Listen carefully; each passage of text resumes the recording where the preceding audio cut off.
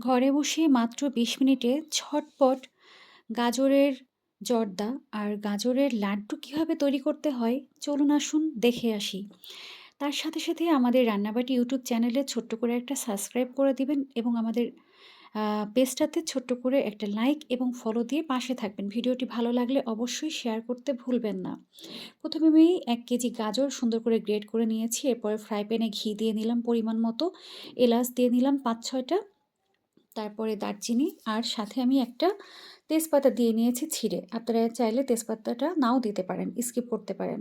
এরপরে আমি এই গাজরটাকে সুন্দর করে কিছুক্ষণ পর মাখিয়ে ঢেকে দিয়েছি। আমি এখানে আ ১/২ লিটার কেশর দিয়ে ভিজিয়ে রেখেছিলাম ১/২ লিটার দুধ।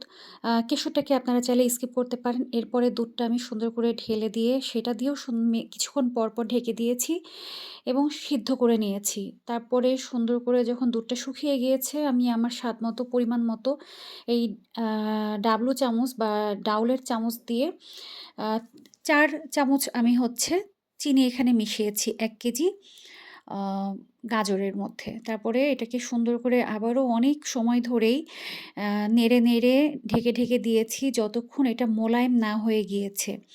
যেটা কিনা নাড়ু তৈরি করতে বা লাড্ডু তৈরি করতে গেলে যেটা আমাদের হাতে সুন্দর করে ম্যাশ হয়ে যাবে ঠিক সেভাবে।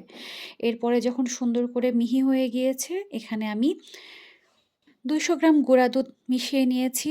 তারপরে সুন্দর করে সেটাকে মিশিয়ে দিয়ে আমি কিছুক্ষণ কিছু ড্রাই ফ্রুট পানিতে ভিজিয়ে রেখেছিলাম কিশমিশ সহ, সেটাকে লাস্টে মিশিয়ে আবারও ঘি দিয়ে সুন্দর করে মেখে তারপরে এই যে শুরু করে দিলাম লাড্ডু তৈরি করতে।